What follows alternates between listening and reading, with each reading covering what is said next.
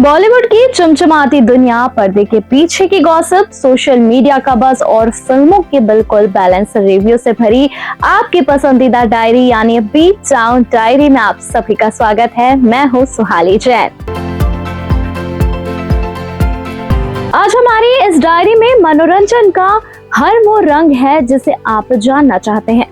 आज हम बात करेंगे कि कैसे सरहद पार भारतीय सिनेमा ने एक नया इतिहास रच दिया।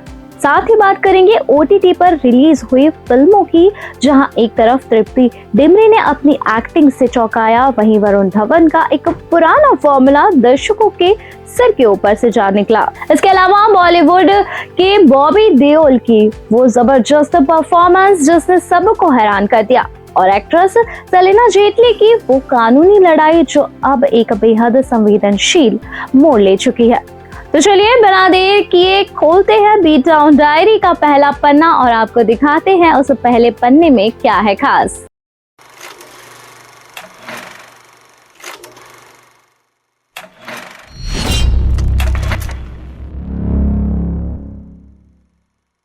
शुरुआत करते हैं उस वक्त से जो यह साबित करती है कि कला, संगीत और सिनेमा को किसी भी देश की सरहदें बांध नहीं सकती।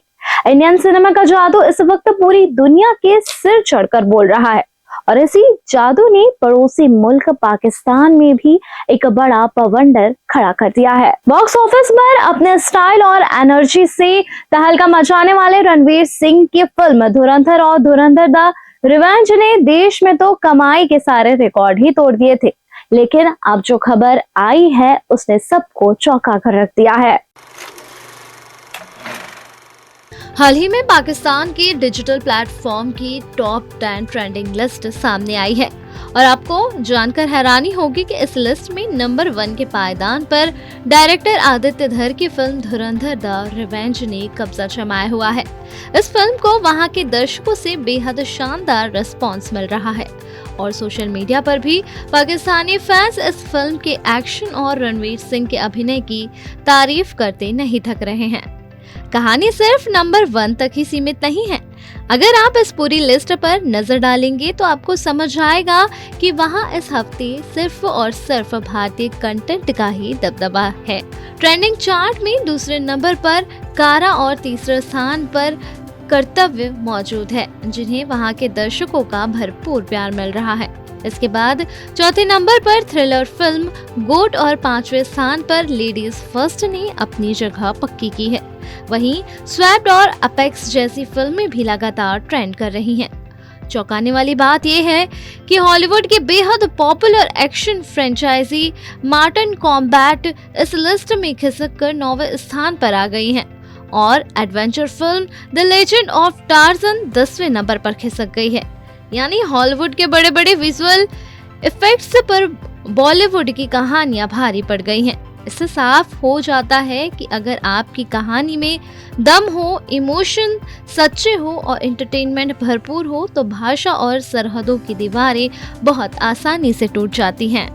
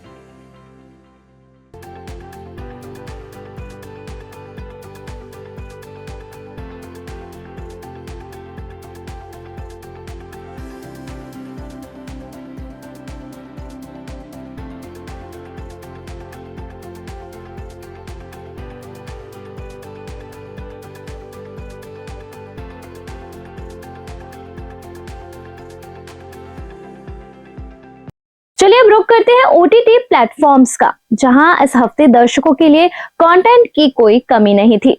एक तरफ नेटफ्लिक्स पर रिलीज हुई माधुरी दीक्षित और तृप्ति डिमरी जैसी दिग्गज अभिनेत्रियों की फिल्म, तो दूसरी तरफ थिएटर्स और स्क्रीन पर दर्शकों को हंसाने का दावा लेकर आए वरुण धवन। लेकिन क्या ये फिल्मी दर्शकों की उम्मीदों पर खरी उतरी? चलिए करते हैं इसका पूरा पोस्टमार्टम। अब बात करते हैं नेटफ्लिक्स पर रिलीज हुई फिल्म माँ बहन की। इस फिल्म की सबसे खूबसूरत और बड़ी बात है कि इसकी समय सीमा जो महज 2 घंटे की है, आज के दौर में जब मेकर्स बेवजह अपनी फिल्मों को खींचते हैं, वहाँ यह फिल्म बिना वक्त बर्बाद किए सीधे अपनी कहानी पर आती है। कहानी एक माँ और उसकी 2 बेटियों और घर में मौजूद एक रहस्यमयी लाश के इर्द गिर्द घूमती है।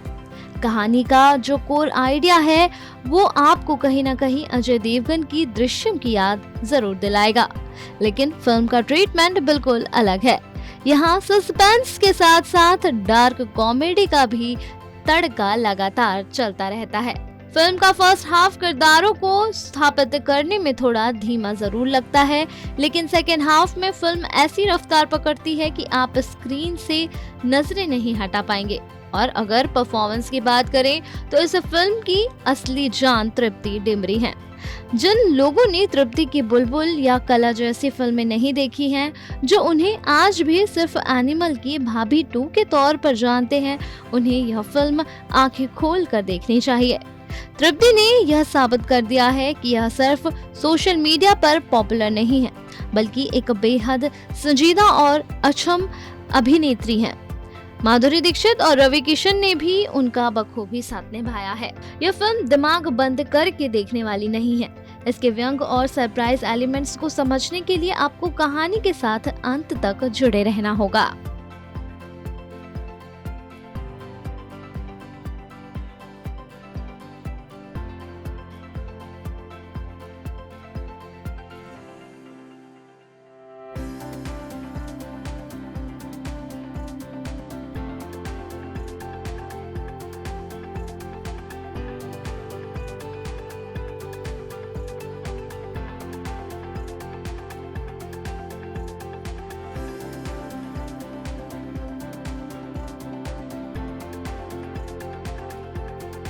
लेकिन जहां एक तरफ तृप्ति डिमरी ने दिल जीता, वहीं वरुण धवन और पूजा हेगड़े की कॉमेडी फिल्म है जवानी तो इश्क होना है ने दर्शकों को पूरी तरह निराश किया है।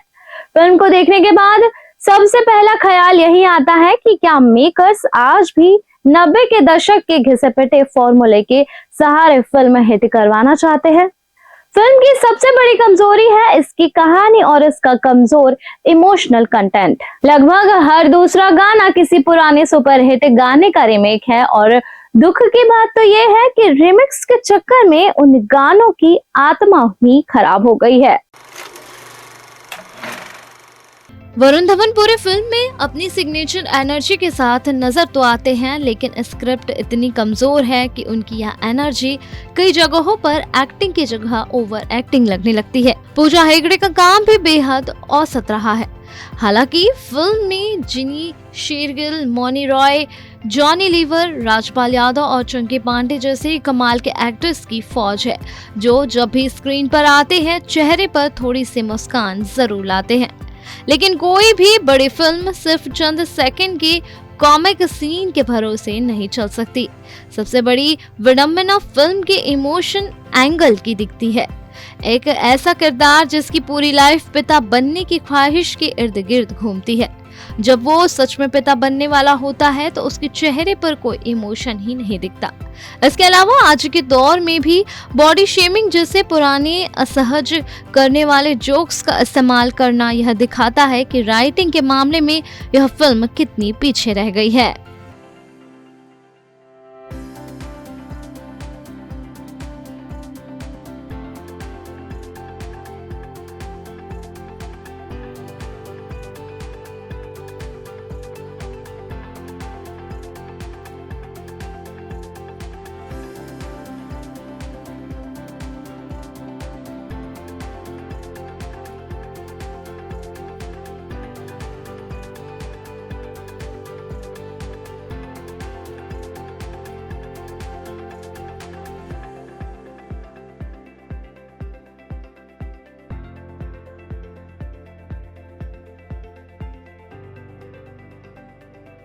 अब बात करते हैं उस अभिनेता की जिसने अपने करियर की सेकेंड इनिंग में हर उस शख्स को चुप करा दिया जो सोचते थे कि उनका दौर खत्म हो चुका है।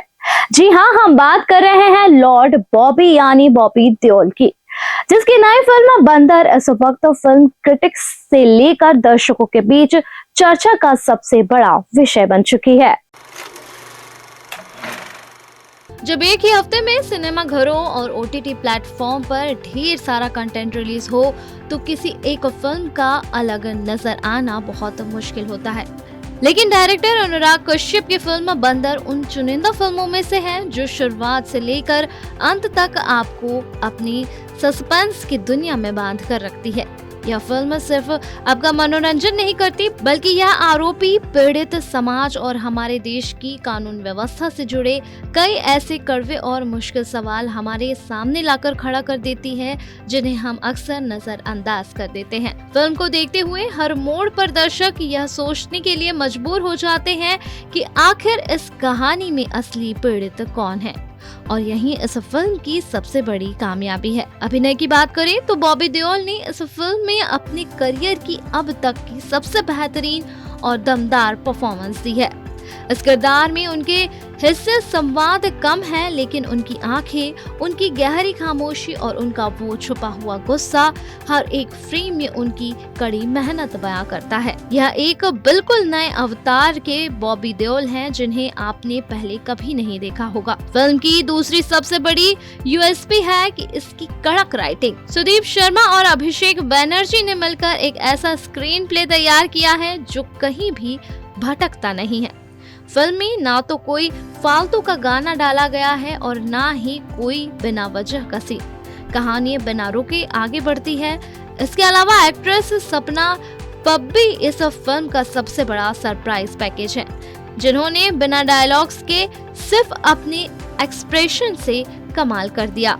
सानिया मल्होत्रा और सबा आजाद ने भी अपने छोटे लेकिन बेहद महत्वपूर्ण किरदार को गहरा प्रभाव छोड़ा है। बी टाउन डायरी का वर्टिक बहुत साफ है। मजबूत राइटिंग और शानदार एक्टिंग से सजे इस फिल्म को इस हफ्ते बिल्कुल भी मिस मत करिएगा।